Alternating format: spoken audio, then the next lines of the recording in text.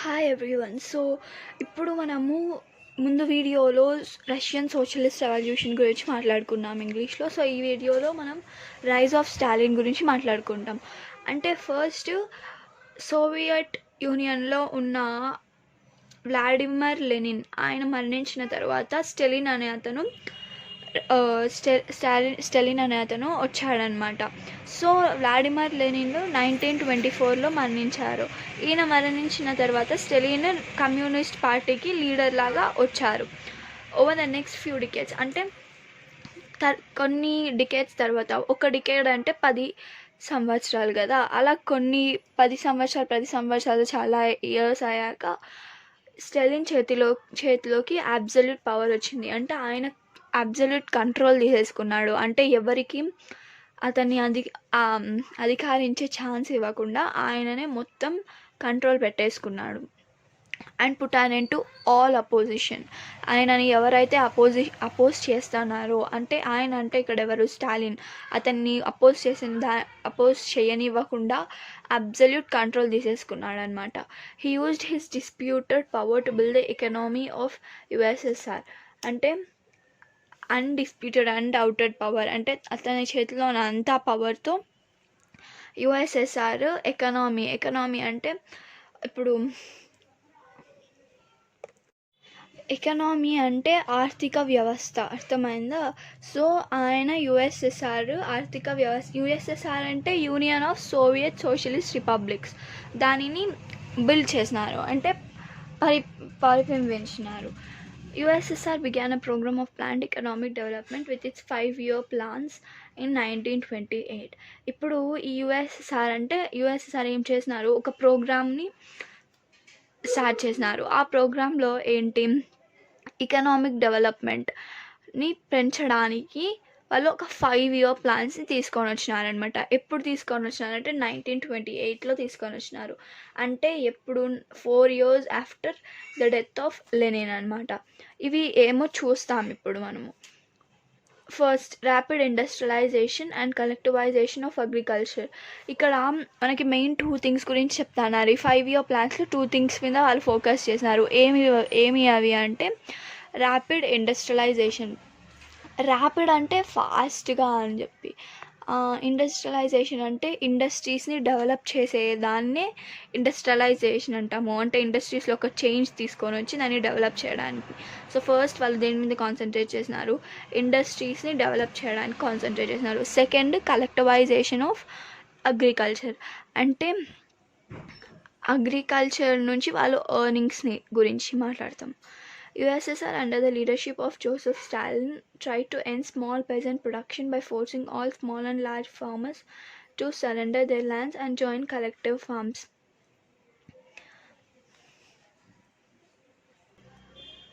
So ఇప్పుడు USSR ఎవరి పరిపాలనలో ఉంది, జోసెఫ్ స్టాలిన్ పరిపాలనలో ఉంది.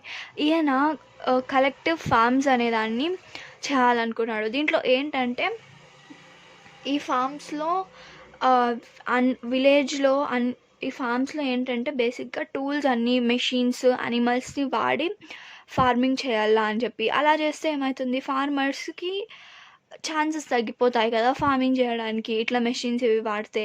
అప్పుడు ఎవరికి లాస్, ఫార్మర్స్కే లాస్ ఉంటుంది. సో ఇది ఏమి ఉద్దేశంతో చేసినారు ఆయన, to shift from small holding farming to large scale farming. అంటే ఇప్పుడు మెషిన్స్ వాడినారనుకో ఒకేసారి ఎక్కువ పని చేయొచ్చు, కాబట్టి ఎక్కువ ప్రాఫిట్స్ వస్తాయి. మనుషులు వాడినారనుకో, అది ఫార్మర్స్ వాడినారనుకో తక్కువ టైం తీసుకుంటుంది పనికి, అర్థమైందా? అంటే ఎక్కువ టైం తీసుకుంటుంది పనికి. ఇట్లా మెషిన్స్ వాడితే భిన్న పని అయిపోతుంది. సో ఆయన ఈ ఉద్దేశంతో చేసినారు. కానీ ఇక్కడ లాస్ ఎవరికి, మన ఫార్మర్స్కి లాస్ ఉంటుంది. థౌజండ్స్ ఆఫ్ పెజెంట్స్ అంటే ఎవరో కాదు, టెనెంట్స్. అంటే ముందు వీడియోలో కూడా చెప్పాము ఆల్రెడీ. ఇప్పుడు మనకు ఓన్ హౌస్ లేదనుకో, మనం రెంట్కి ఉంటాము. అట్లనే ఇప్పుడు ల్యాండ్ లార్డ్స్ దగ్గర ఈ పెజెంట్స్ వర్క్ చేస్తారనమాట. మోస్ట్లీ ఫార్మర్స్ ఉంటారు పెజెంట్స్ లాగా. Especially the large farmers resisted and had to face imprisonment, deportation and even death. ఇట్లా వాళ్ళకి లాస్ వచ్చిన దానివల్ల వాళ్ళు ఏం చేసినారు, ఇంకా వాళ్ళకి చావే కనిపిస్తుంది, ఇంకేమీ అవ్వలేదు వాళ్ళకి చేయడానికి. This caused a severe famine అంటే కరువు. ఇట్లా చేయడం వల్ల వాళ్ళకి లాస్ అని చెప్పినాం కదా, ఇక్కడ రైట్ వర్డ్ వచ్చి ఫెమైన్, అంటే వాళ్ళకి కరువు వచ్చేసింది. ఇది ఎప్పుడు అంటే 1929 to 30లో జరిగిందనమాట. ఈ ఫస్ట్ 5-year ప్లాన్స్ ఎప్పుడు అమలు చేసినారు, 1928, అంటే 5 years అవ్వకుండానే ఇవన్నీ జరుగుతున్నాయి. Leading to the death of very large number of people. ఇలా చేయడం వల్ల చాలామందికి లాస్ వచ్చేసింది, ఫెమైన్ వచ్చేసింది, కాబట్టి చాలా డెత్స్కి లీడ్ చేసింది అనమాట. After an initial period of decline, agricultural production soon rose and help USSR to build it's industries on an unprecedented scale. So ఇక్కడ ప్రాఫిట్ ఎవరికి వచ్చింది, యుఎస్ఎస్ఆర్కి వచ్చింది. వీళ్ళకి అగ్రికల్చరల్ ప్రొడక్షన్ చాలా బాగా జరిగిందనమాట, మెషిన్స్ వాడుతూ వచ్చినారు కాబట్టి బాగా జరిగింది. సో ఇది వాళ్ళు దేనికి వాడుకున్నారు, ఇండస్ట్రీస్ బిల్డ్ చేసుకోవడానికి ఈ మనీని వాడుకున్నారు. వీళ్ళు ఏం చేస్తున్నారంటే డైరెక్ట్ కన్జ్యూమర్స్కే అమ్మేవాళ్ళు అనమాట, మీడియేటర్స్ మధ్యలో లేకుండా. ఇప్పుడు డైరెక్ట్ మనకే వచ్చి ప్రజలకే అమ్మేవారు అనమాట. అర్థమైందా? ఓకే. హవెవర్, సో వీళ్ళకి ప్రాఫిట్స్ వచ్చేసినాయి కాబట్టి వీళ్ళు ఏం చేసినారు, ఇండస్ట్రీస్కి ఫాస్ట్గా కన్స్ట్రక్ట్ చేసినారు. Rapid construction led to poor working conditions. ఇది వర్కింగ్ కండిషన్స్ని దారుణంగా చేసేసింది.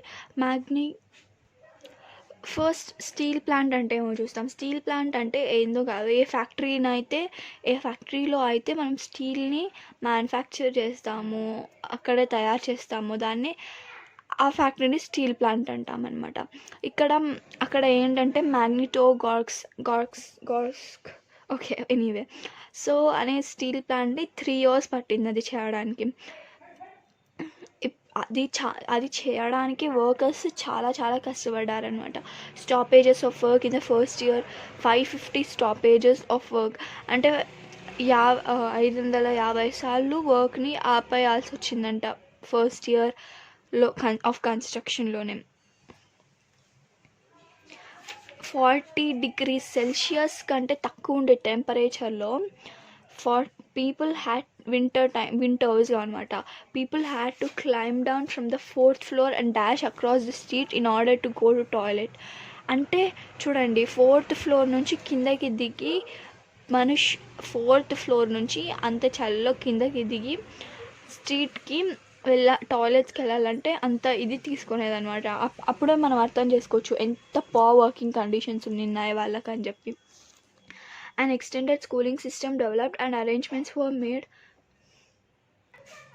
సో ఇన్ని చెడ్డ విషయాల్లో ఒక మంచి విషయం ఏమంటే అక్కడ ఎక్స్టెండెడ్ స్కూలింగ్ సిస్టమ్ అనేది ఏర్పడింది. అంటే ఇప్పుడు స్కూలింగ్ సిస్టమ్ 10th వరకే ఉంటుంది కదా, ఇంకా ఎక్కువ అంటే 11th 12th మళ్ళీ హైయర్ స్టడీస్ చేసుకోవడానికి కూడా ఏర్పాట్లు జరిగినాయి అనమాట. మళ్ళీ ఫ్యాక్టరీ వర్కర్స్, పెజెంట్స్ కూడా యూనివర్సిటీస్కి వెళ్ళే ఛాన్సెస్ వచ్చినాయి.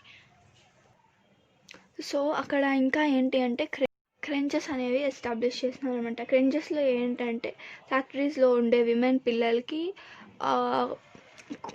వాళ్ళది ఎక్కడైతే కేర్ తీసుకుంటారో దాన్ని క్రెంచెస్ అంటారు. అవే కాకుండా ఇంకా కొన్ని చీప్ పబ్లిక్ హెల్త్ కేర్ కూడా ప్రొవైడ్ చేసినారు. అంటే small needs for health needs. మళ్ళీ క్వార్టర్స్ కూడా సెటప్ చేసినారు వర్కర్స్ కోసము.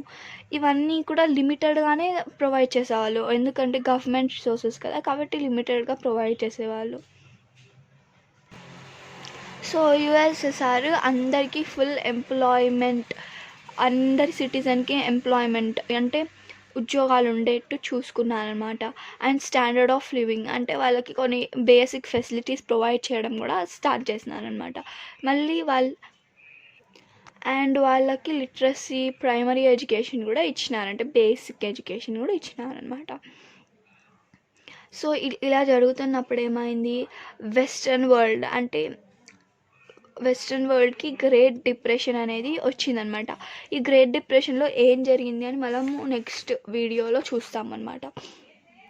సో ఇక్కడ ఈ వీడియోలో బ్రీఫ్గా చెప్పేస్తాము గ్రేట్ డిప్రెషన్ ఏమి అని.